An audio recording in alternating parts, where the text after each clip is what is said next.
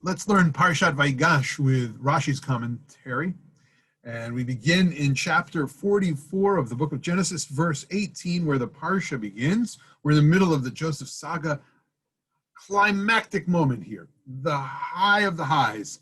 Judah is going to approach the second in command of Pharaoh, who is Joseph. Of course, the reader knows that, but the brothers don't. And he approaches him and says, "If you please, my lord, let your servant speak a word in your ears." So the Hebrew goes, Vayigash elav Yehuda, Vayomer bi Adoni Yidaber na avdecha davar bo'oznei Adoni. The text reads that he approached, and with a verb vayomer indicates that there's this continuous action going on in the verse. And so Rashi picks up on that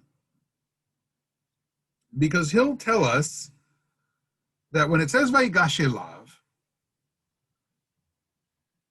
what he meant was, in a sense, a prayer in addition to the words that he spoke. Yikansu divarai be'oznecha. He asked himself, may I say a word to you? He asked for the inner strength. He asked for the blessing that his words would indeed fall on receptive ears. And why do we interpret this way? Why do we go the direction towards the tefillah aspect, the prayer, the bakashah, the requests that Judah makes of God and not only of Pharaoh?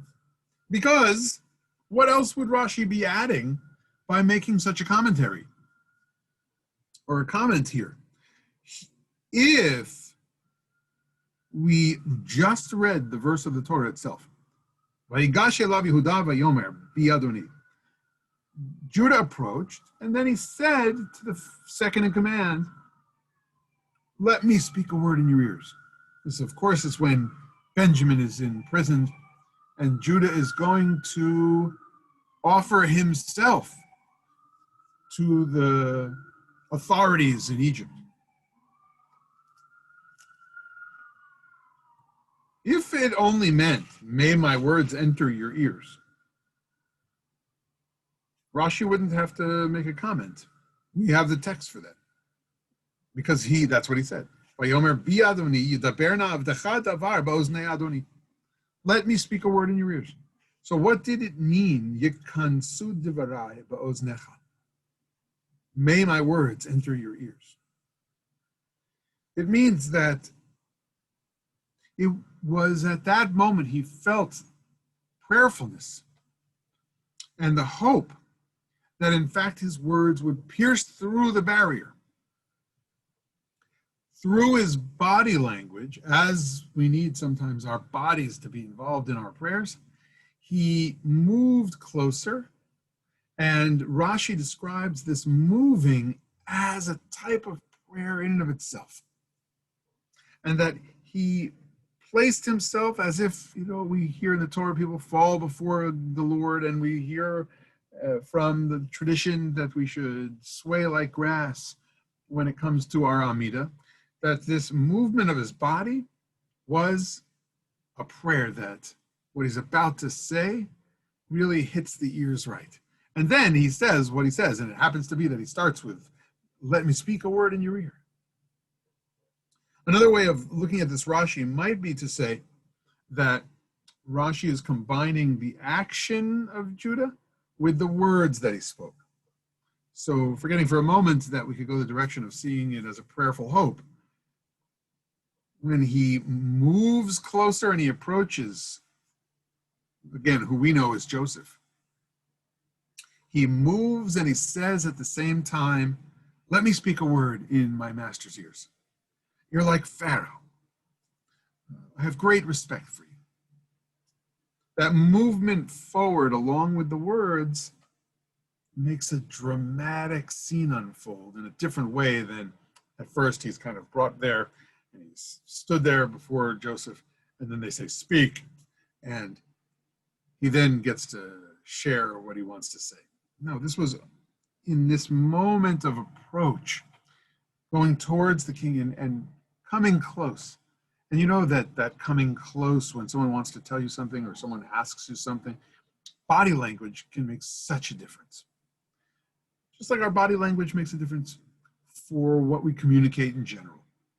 Rashi's, in that sense, pointing out that we ought to be very cognizant of what's going on dramatically. That moment, we might think about the blocking, what happened in that scene, what went on in that chapter in history, that moment in time, that Judah really found the inner strength to bring himself and say, take me instead of my brother, take me. My father will die without his Benjamin. Of course, representing some tshuva, some repentance at that point, and some action towards really making a tikkun, making a real fix in the world. And on that broader level that we read from Rashi's commentary, advice about what the Torah is trying to teach us. That the Torah here might be suggesting that sometimes it takes both words, which we value so deeply, and body language in order to convey the type of message that we want to convey to those who are important to us, whom we respect, and who we need to convey important messages or ask important requests from. So that's the power of the Rashi commentary, to help crack open the text a little bit more deeply, because we know that he approached and that he said, please let me speak a word in my Lord's ears. But we didn't think about the prayerfulness of that moment. We didn't think about the power of using one's body to represent oneself, to have it parallel and match the powerful communication we're putting together with words that are coming from our mind's eyes.